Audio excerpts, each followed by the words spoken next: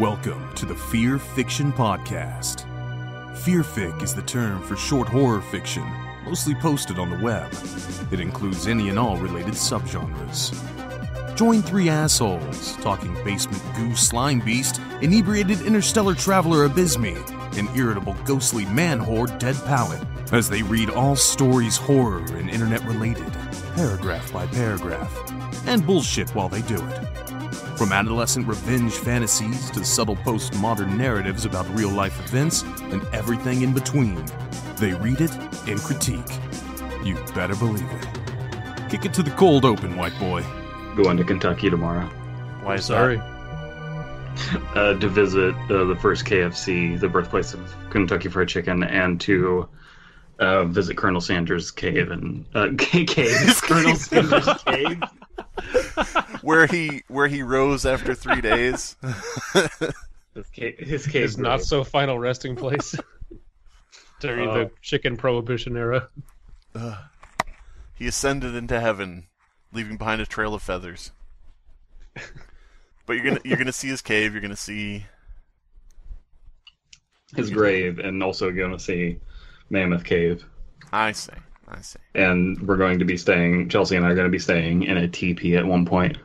Nice. A hotel where it's inside, and inside are teepees.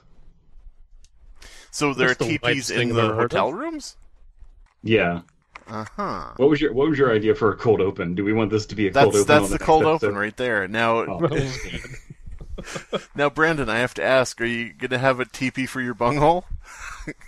God damn it, man! I watched a little bit of Beavis and Butthead recently. Enjoyed it, man.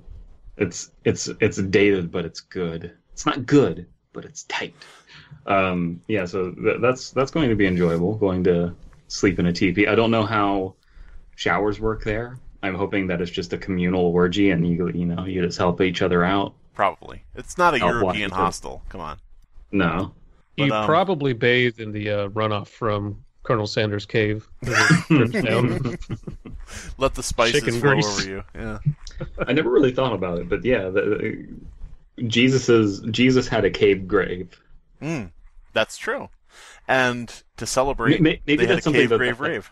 Maybe that's what happened. Is they killed him, and then the Romans were just like, "All right, take him to here's the note that says what you're supposed to do with him," and it said, "Take him to a cave," and it was just a typo. Right. Place him in the cave. What actually happened was they killed him, and the Roman guards said, where do we throw him?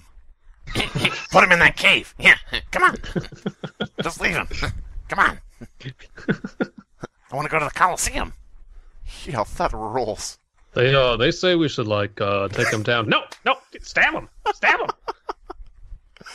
Now listen, don't ruin this for me. Come on now. You two get him in that cave. My headcanon is that Pontius Pilate was two people, and those two people are Beavis and Butthead now. Yeah, there you go. My name is Pontius. What now? And Beavis and Butthead are also secretly both Obama. That's true. It's funny. I was actually going to say when Beavis and Butthead was brought up, I remember being a kid and seeing Beavis and Butthead like at someone else's house where they actually had cable. That's good that you remember being a kid. Yeah, I remember being a kid. Glad you don't have retrograde amnesia. Yeah, I don't have that yet. But I remember talking to somebody and saying, yeah, I've seen a couple episodes of Beavis and Butthead, because it was cool to be able to have seen that, to be allowed to watch it. And I said, there was this episode where they found a car battery on the side of the road and started shocking themselves with it until they, died and went to heaven. And then I realized as I was saying it, oh shit, that's what I dreamt after I watched it that night. And I was like, oh god, I'm actually just lying about having seen an episode, and I didn't have any way to express that, so I just continued with it and said, yep, that's an episode I saw, goodbye. No. I remember. That was a real episode. Oh yeah. Remember how Beavis and Butthead found that car battery? And remember how they shocked themselves with it? Yes, I remember. That show's kind of impenetrable in that you could make up crazy shit and everyone would be like, yeah, probably. Yeah. And my parents came in and Sounds said, better. "Why are you watching a commercial for Bakugan?" I don't know. Bakugan. instead of static, it was just a commercial for something else. No, that's I love this idea for a lost episode of Beavis and Butthead. They just electrocute each other with Yes. car batteries. Well, part of it was they set up a roadside like lemonade stand, and they would let people shock themselves for a certain price, and it was like a god. It was a god. It was a stand where it just said "See God, 25 cents." That's good. So I don't know, but yeah. Anyway, speaking of seeing God, someone here is the god of storage units. Is that a good segue? Sure. Yeah, all right. I've come to you, oh God of storage units. I'm paid minimum wage to sit here. Yeah. No, so we are going to be reading Fleming Storage Unit number 2, Frightful Failures. Ooh. And I don't know if we, and it's by Corner and Chair. Corner and Chair, whose favorite pasta is Tito Taster, which I wrote. I sense. Stock up. Yeah, I sense some ass kissing there. Mm-hmm. Just saying. Pandering. But the judging's over. What the fuck does it matter? But I don't know if I mentioned this. We will not be reading every Fleming Storage Unit here. I will be reading some on Dead Serious and just any place that we can get them read. Because if we tried to read them all here, it would take forever. So Yeah, I know Abysmii is doing a couple. he can, yeah. We can split this up if you guys want to. But we're gonna be tackling it here from 1, 2, 3, and I'm going to be tackling it on my channel from 132 down, and then we'll meet in the middle at some point. And then we have to fight to the death. And yeah, You have to fight yourself to the death because you're on both channels. So. Yeah. All right. So I am excited for this. I like Frightful Failures. That's a good title. This is a whip, a work in progress. I see. A whip without the H. Mm-hmm. So Wipe. Maybe it's a wipe. That's true. White, idiosyncratic, Nationalists. white nationalist. Yes, this is okay. Corner and Chair. No, I'm just kidding. I'm not going to go there. Their avatar is anime, and nobody who likes anime could be a white supremacist. So. No. I am so fucked. That's exactly what about the story. Yeah. With that white nationalist joke, I'm sure we are. I am so fucked. That's exactly what I was thinking when I got to the Fleming Storage Units. I was standing right outside Unit 2, key in hand, ex-girlfriend staring holes into my thick winter coat. I had fucked this up so bad. How did I get here? How did I get here? Well, let me tell you. Yeah. Cool. I can identify with this protagonist so far. Yes. Got a bitchy ex-girlfriend. He's got a key. Those are both things I've had in the past. Have you ever had a winter coat? Not really. Maybe. I suppose so. Technically. But was the winter coat thick? It's pretty thick. It didn't have any holes stared into it though. Okay. So Abysmii, I believe this is you. Are you going to read the tildes or? Tilde. Now God listen. damn it! I'm Tilde. When we hired you at the White House, you were just supposed to clean. Now you're bringing in customers. You're dancing for them. I don't know. God damn it! I muttered as my head lolled back, the varnished wood of the dorm chair digging into my neck. If I was going to get stuff from the unit, I had to go that day. It was the 12th already. I had a full day of classes Friday and worked a full shift at Walmart Saturdays, so we know our protag is a student. And we've gone back in time. So when we said, how did we get here, the tildes, I think, are pronounced diddly. Because we went back in time. Yeah. I pinched the skin of my wrist between my fingernails, wincing at the pain, not dreaming. This is a real episode of Beavis and Butthead. And then I shocked myself with a car battery, and then I realized I am Butthead. Yeah, that's right. That would be, I could see that. I hunched forward and thought, great, Cool, cool, cool. I kicked against the back of my desk. I almost thought that said the back of my neck. I kicked against the back of my neck. I'm really fucking flexible. Yeah. I kicked against the back of my desk, scooting my chair out and probably scuffing the floor, judging by the shrill screeching noise. I'd taped the key under the desk for a while.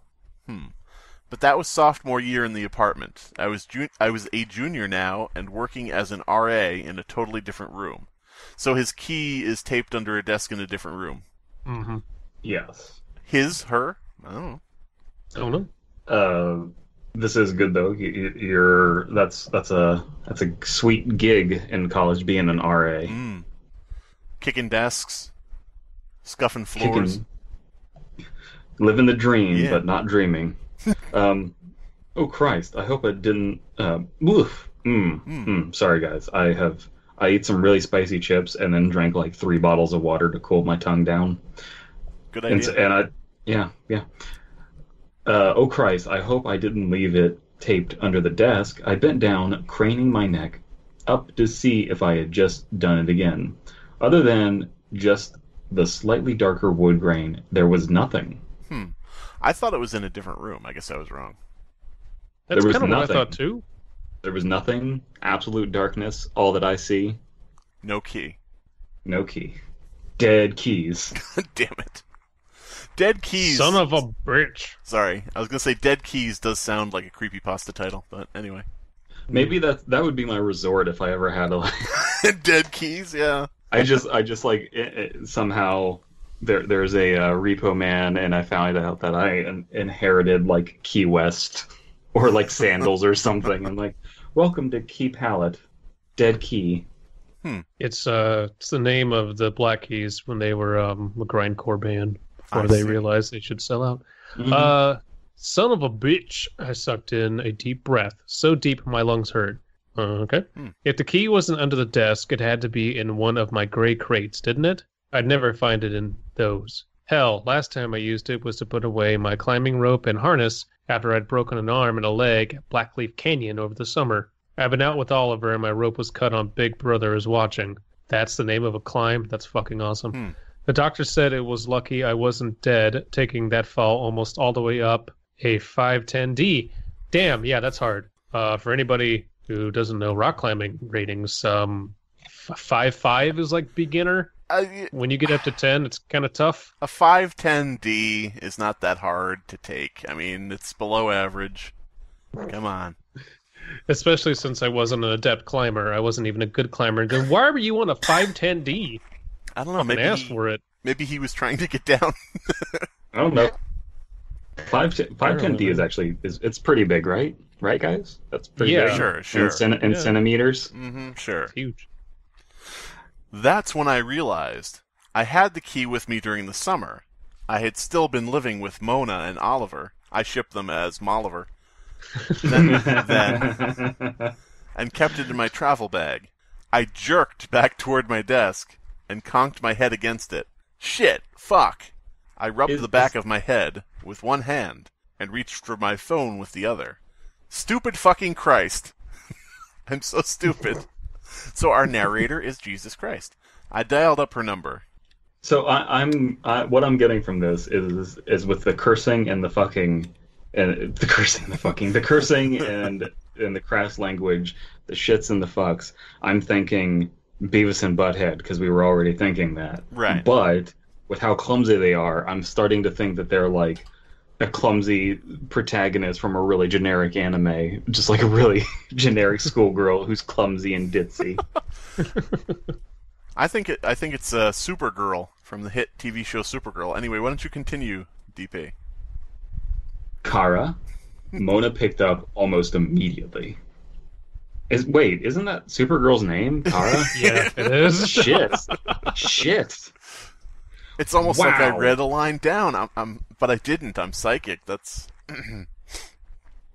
Baka. I mean, hey, Baka. Mona. You said I left my travel bag at your place, yeah? That was months ago. I could see her round face scrunch up in my head, causing her pink cheeks to puff out as her usually gentle brown eyes got that dangerous, sharp look to them. So this is the X. Jigglypuff? Like a Jigglypuff. I can Maybe hear that's the what they- marker uncapping. Yes, maybe that's what happened. Is they had sex and then he fell asleep, and Mona's like, and then pulls out the marker and So you writes think, on his face, "We're gonna need a break." you think Kara... What is Kara? Is that not the name? No, that's going to be the ex-girlfriend, I think. Weird. I thought our protagonist's name was Kara. Yeah, I'm a little confused. Oh, wait. All I know I'm is this easily person confused, has a lot of X's taped under their desk. I don't know. Maybe it is a protag. I don't know. I sighed. Christ. I had sure fucked this up. I know, I'm sorry. I didn't mean to... Well, I did, but I swear I wasn't trying to hurt you or Oliver by doing it. I just need to be away from you two. Ooh. Okay. So we need to figure out what the issue is. Here was the thing with Mona and Oliver, or Moliver. When we had been together, they were always so clingy. I know they just wanted to protect me and that they love me, but I never felt quite right. Threesome, So what- eh? Is that the thing? Do we got some Three's Company going on here? I think so. Probably. I mean, that happens where you get into a three-way relationship and the terms and conditions aren't clearly spelled out. It's Come hard, knock though. on my door. Knock It- on my Sign door. this and waiver come. for you. I don't know if that's exactly what's happening or not, but that is kind of like an issue. Is just like, all right, we're a couple and we want to date you, but it's like the couple has known each other way longer than the other person, so it's like really lopsided and weird.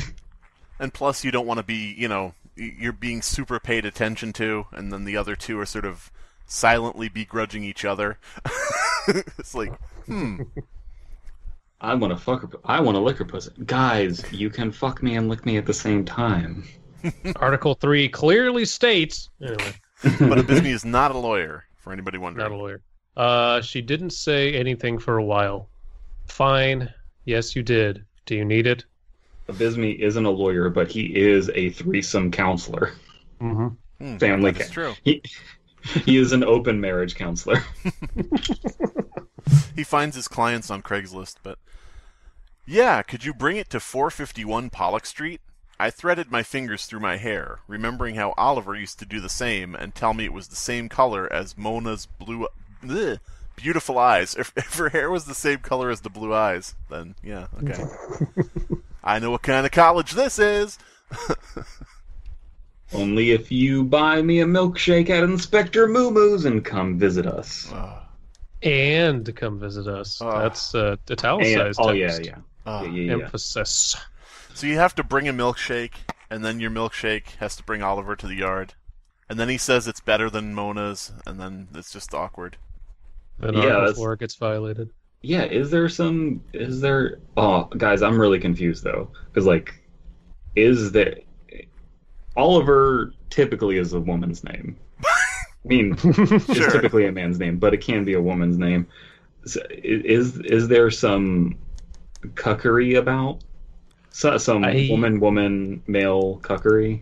We don't know. Where the man is cucking the lesbian? Wait, what? We're definitely going to find out through probably through dialogue, which I'm okay with. I kind of like how it's revealed that way. Yeah, it's purposefully awkward, I think. But I'm an idiot, so I'm having trouble following So it. your theory No, is it's that we have... very Go ahead. it's very disjointed, but it's on Okay. purpose. Yeah, Your theory this is that we have some lesbuckery going on? Well, cuck queening is the term, but that typically involves nothing but women. But I enjoy cucking women. So Moving I on. was here, ready for my life to rather metaphorically end in a truly amazing explosion as I pulled the cold metal shutter, keeping it at bay. Okay, so we're back to opening up the storage unit. Mm-hmm. Yeah. It And had tilly. And I chimed in with haven't you ever heard of pulling the cold metal door. God damn it. The unit itself was almost okay, that's painfully fine. Just normal. skip me, that's fine. That's fine. I'm not here. Oh. That's fine. Slimebeast, who's he? No, we don't know who that is. Fine. Be that way. I quit. I'm tired of doing this show. Goodbye. I'm taking a drink. The unit itself was almost painfully normal. It only had what a lot of people would consider junk. A metal fold-out chair with a broken leg. Okay. With an empty can of Rip It sitting as best as it could on it. That was part of the challenge. They had to put in. Oh yeah. Can of Rip It.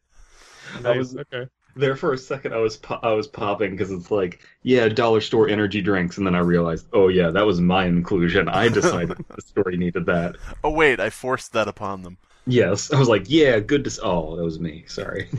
Next to that was my climbing gear, a thick red and yellow dynamic rope that had been crudely cut, tangled up with blue-gray tassels I'd gotten from graduation, which were fashioned into a sad, loose noose. The loose is noose. Or the noose is loose. Hey boys, meet me at the loose noose. We're all gonna kill ourselves. Okay, boss. No. What?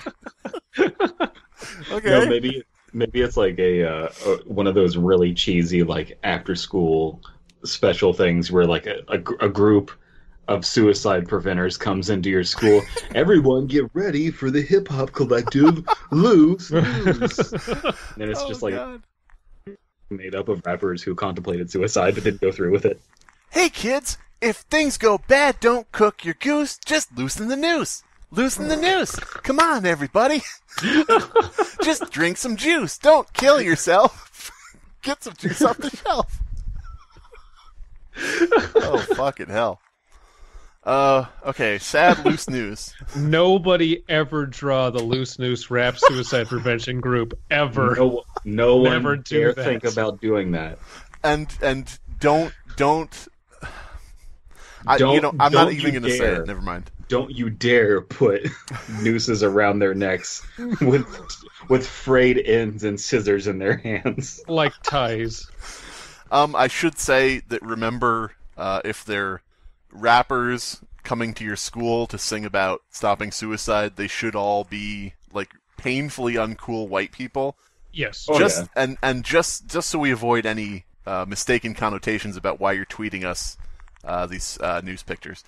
Well, all of them are white except for one token black guy. No. Who you can tell is like toning down everything he's doing to fit their awful, awful performances. Yeah, and don't draw him in the news, like... please.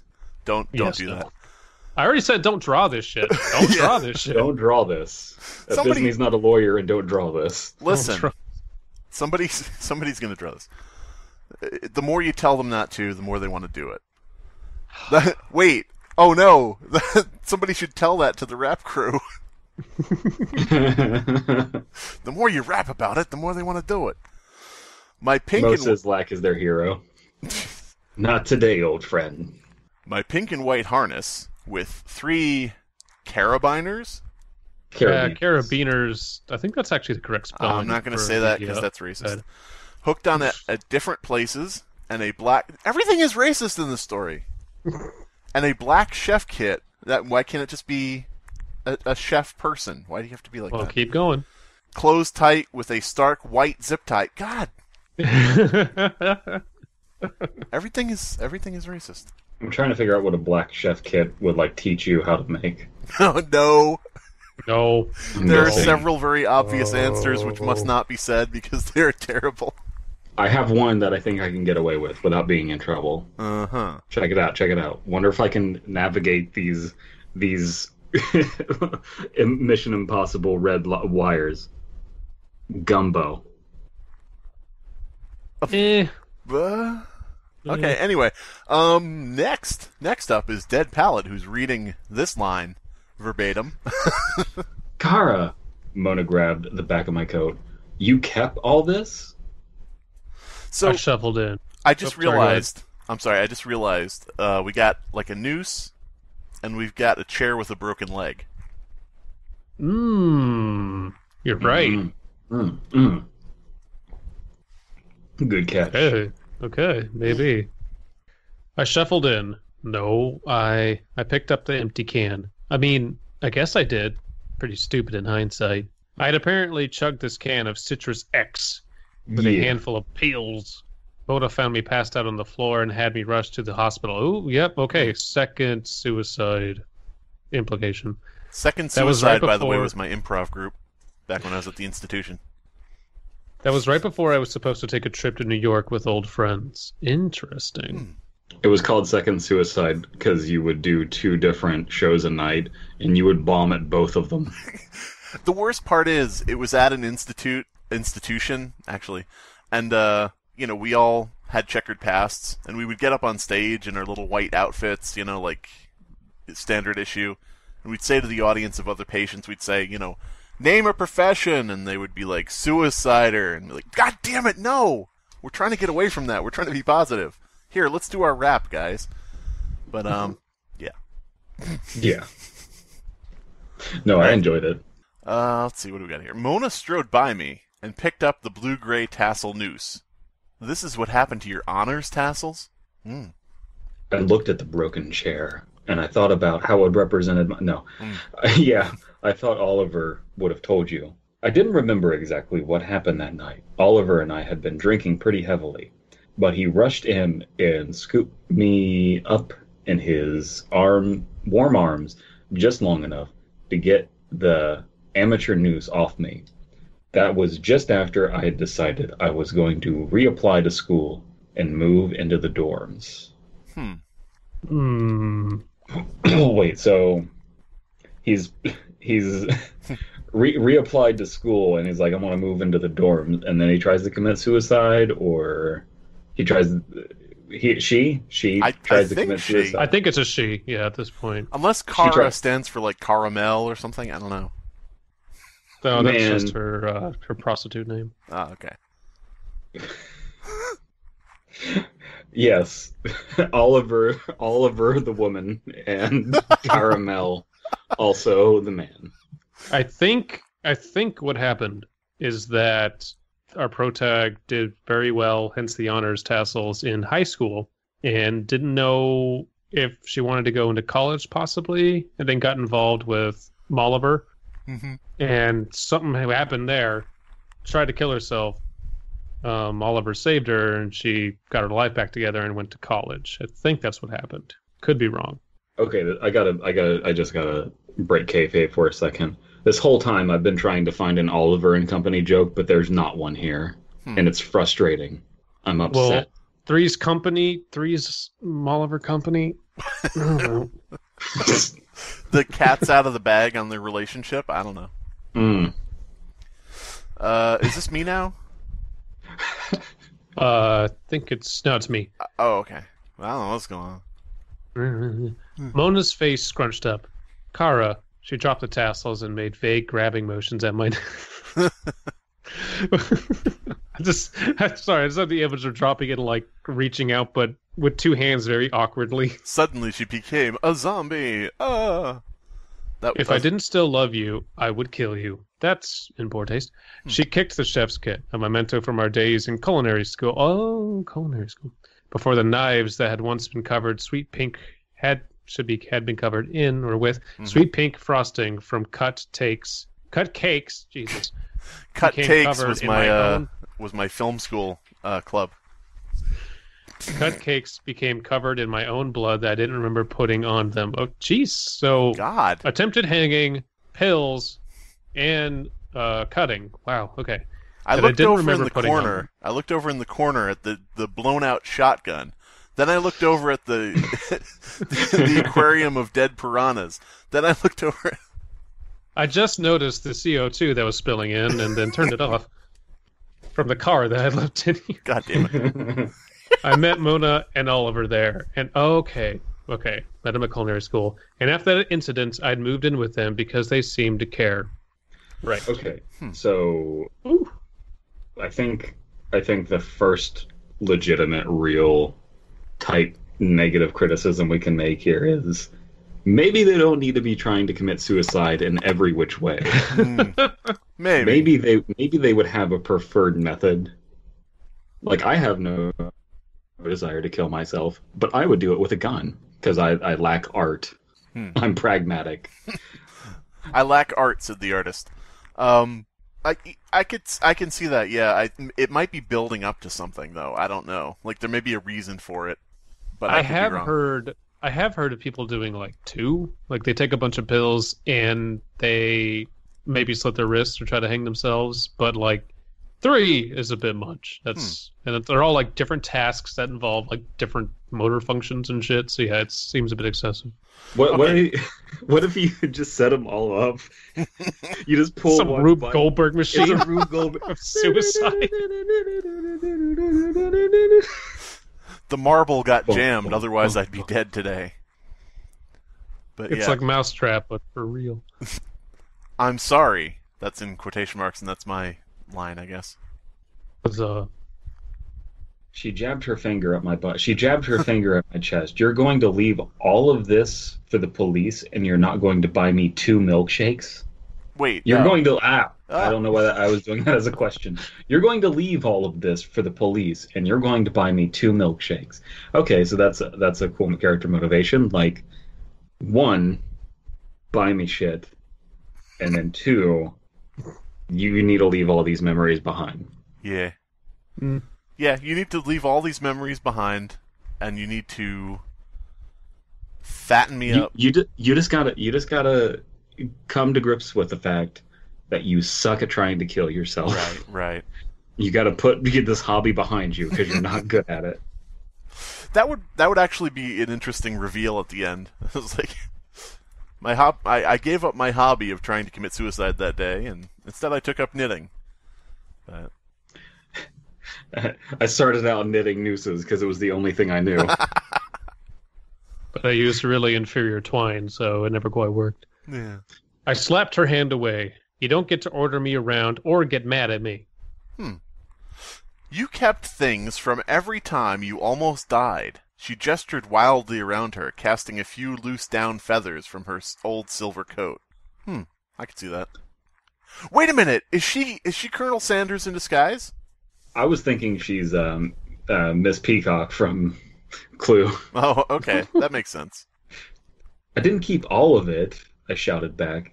I didn't keep you and Oliver. Oh, shit. I pushed her out of the storage unit, and I locked them all up here.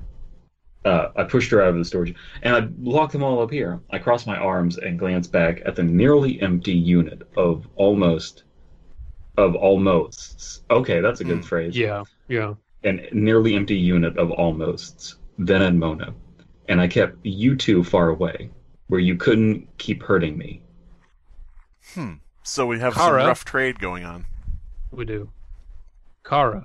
Mona tucked a strand of her caramel-colored hair behind her ear. Is that really how you feel about me and Oliver? Should be Oliver and I. Well, I mean, Mona's an idiot, so. She went to culinary school. She went to culinary school. What do you expect? She's a moron. Oh, that was Jeez, Abysmii, not everybody can be a lawyer. I don't mean that. Okay, so wait, we need the sexiest reading of this line possible. Let me just try to get a deep voice going here. Ladies! A police officer walked up to us. Is everything okay? She pushed her hat. Why are there so many women in this story? Come on now. You're pushing an agenda here. I'm just kidding. She pushed her hat up slightly, revealing just enough of her black hair that smoothly contrasted her tanned skin. Hot. Well, yeah. I think with all of the polyamory here, I think the story is really trying to take a hammer to the family unit. I gotta be real. I stole that joke from somebody. God damn it. Well, as long as you don't say who, then nobody can find out. Nobody can look it up. No. Fine. I turned and grabbed the shutter. Just a small fight. I pulled it down and locked it up. I was done here anyway. Kara. Mona reached out for my hand. I smacked it away again. Buy your own damn milkshakes. I'm going home. I started towards the parking lot to just leave this place behind. But what about visiting me and Oliver? She was only a few steps behind. I unlocked my car. Find someone else to leech off of, Mona. I'm done. I got it and slammed the door shut, leaving the Fleming Storage Units and a lot of almosts behind me. So they were leeching off her, but she was living with them? Oliver and Mona were vampires the entire time. Well, that doesn't mean that Kara wasn't paying rent. But then it isn't really leeching. Is she paying the entire mortgage? Like, she was paying it. I think in a certain way. I think they mean like emotionally leeching off Kara. I guess. I think that Kara felt like she was being used in the relationship. That I can get, but I wouldn't like leeching. I think isn't the right word here. Just a nitpick, but like I don't know. I feel it. I feel it. Like I've known this. I mean, it could just be leeching off of her sexually. You know, like true being very. What would you say? Unreciprocal? Would that be a word? Non-reciprocated. Non-reciprocants. They're replicants. That's what it is. Yeah, parts of this still aren't explained in the. I'm trying to figure out where the line is because there's elements of this that I do want to explain, but I'm not sure how much. Like. Well, I just read down to the explanation. So.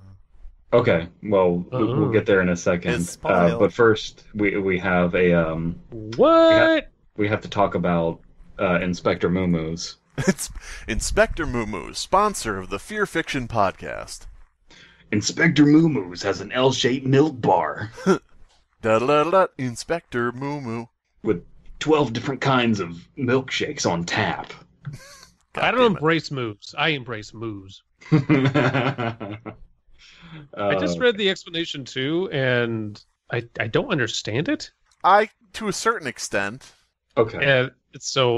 Corner and Chair says, the intent I had in mind was that Mona and Oliver had actually staged all of Kara's suicide attempts to make her more dependent on them. How do you stage someone's suicide attempt? I think there's a little bit of evidence there of the fact that she got really drunk and didn't remember what was happening. Oh, right? And then they like put pills near her or something. Well, they said the knives I don't remember using, that type of thing. Right. Okay, that makes sense. And same thing with... Oh, fuck! Yeah. Oh, fuck! Yeah. Wait a minute. She first, quote-unquote, attempted to kill herself when she was going to be leaving to see friends in New York. And when she decided to change to another school. Okay. So, right before she was going to do anything leaving them. Okay, so that explains the weird character motivation of, like... Yeah, I tried to kill myself right as I decided I was going to go back to school, and it's like, what? Yeah. And then it makes sense. Now it makes sense. I decided to buy a new car. That night, I shot myself in the fucking face. I don't know why. That night, I tried to hack my feet off. God damn it. But yeah. Yeah. The rope was cut. What do you want to bet that she was climbing with Oliver or some shit? I don't know. I'm into little noosey play. Noosey play. Loosey. Okay. That's also a very disturbing thing, is wanting people to be dependent on you. Right. That is like a really weird, disturbing thing. And, by the way, when are we setting up the Patreon for Fear Fiction? Now. Right now. Give us money. Cool. Yes, I quite enjoyed this. I do always have this fear of, like, am I just, like, enjoying this because it was written not just to my taste, but because of the project I started. But no, I think this is genuinely really interesting. I would like a few more details, because this is supposed to be a subtle thing where maybe you don't get it the first time. Right. There is a question of how much do you want it, because we're getting some criticisms here that there's not enough hints, but there is enough hints to figure it out. I just think there? I think so. I think you just need to push it a little more. Yeah, the hens are there, but there needs to be like another line of dialogue or another like throwaway line of not throwaway, but like another bit of exposition of how like they were always there finding her when she had killed herself. I think that would have allowed like on a second pass to lead it in for that, but like I don't think I could have got that without the explanation. I think the last line where we were confused about why the last line was saying about leeching off of her. Yeah. That could maybe be, and I always hate to tell people what to do, but that maybe possibly could be rewritten in a certain way that it would give most readers like an aha moment kind of thing, where the narrator of the story doesn't necessarily have to realize it, but maybe it could be phrased in a way like something like saying something like I'm sick of you guys doing anything in your power to keep me weak or something like that, or keep me with you, or something where it would have a chance, more of a chance where someone would reach that line and go, what does that mean? Oh, wait a minute. Well, yes and no, because Moliver is doing this manipulation, and I think that's why I'm okay with the phrasing of like leeching off of Mona. I'm done, because Kara is so confused, is like so manipulated that she doesn't even have like words to explain what's going on. Right. She's like it's like leeching. Yes, okay. Yeah. Maybe Mona just made her buy milkshakes all the fucking time. And that's why. Stop leeching off me with these goddamn milkshakes. Stop milking me for these milkshakes. Oh, you're complaining about buying milkshakes? You gotta buy me 3 milkshakes, Yeah, I enjoyed this. Yeah. Yeah, good. Good deal. Seal of approval. Ashcan fiction.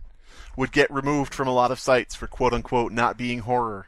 Oh, yeah, would get removed from No Sleep in a fucking second, for sure. I'm sorry, Corner and Chair. Your story is absolute dog shit and not allowed to be on any Creepypasta site except for the Cool Kids Creepypasta site. Yes, frightful failures, and then we go back to the title. That's a good title. That is a good title. It explains the without explaining. Yeah. It explains the explaining. As all good stories do. I think that's time to go back to my Saturday shift at Walmart. God damn it. This has been the Fear Fiction Podcast. Your hosts are Abysmii, Dead Palette, and Slimebeast. Music by Abysmii. Art by C.F. Comer. Voiceover by Atticus Jackson. Edited by Elias the Intern. Subscribe to Fearfic on YouTube to stay up to date on new episodes. Hey, Dead Palette here. This has been episode 8 of the Fear Fiction Podcast. We realized something a little late, but we want to fix the problem. See, we're a literary podcast, but usually people don't know what we're reading until the episode comes out. That means people can't form their own opinions first. To fix that, we're announcing that the next 2 months are all episodes where we read no sleep stories, and we're going to tell you what those stories are so you can get a head start. So here they are. Episode 9, I think a ghost has been leaving steaming piles of shit on my lawn. Episode 10, I didn't lose my virginity, and now I wish I had. Episode 11, does anyone remember that Nickelodeon cartoon from the 90s about a sponge? Episode 12, I found a portal that lets me be in John Malkovich's head. Episode 13, I met a ghost and I'm scared of him. Episode 14, after what happened, I'll never do that thing again. Episode 15, I'm colorblind but I think I can smell red after meeting the devil. And episode 16, I used to be an atheist but I found a skeleton under the ice rink that I run my novelty Zamboni on. Well, there you have it. Now you can keep up on what we're going to be reading in the near future. See you next week.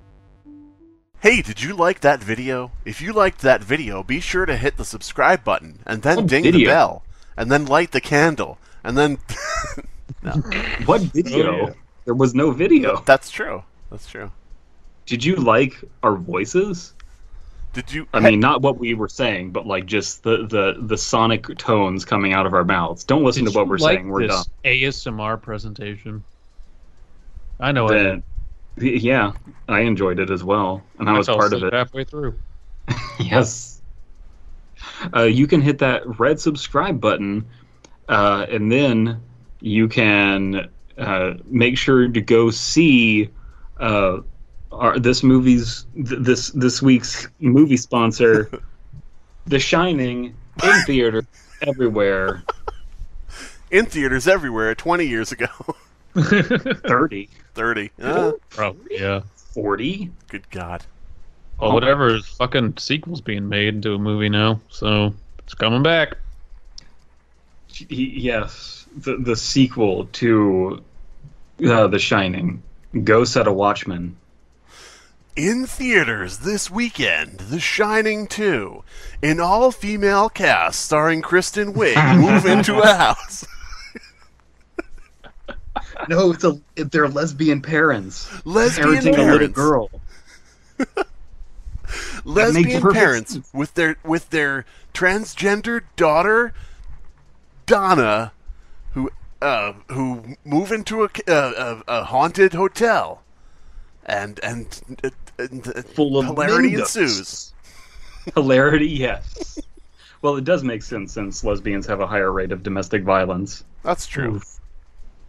yeah. I love Abysmii's oof. Don't forget to subscribe. And there goes all the Don't new forget subs. to beat that subscribe button. God damn it! There go all our domestically abusive lesbian listeners. Bye, Caitlin. You know who you are. That was fucking amazing.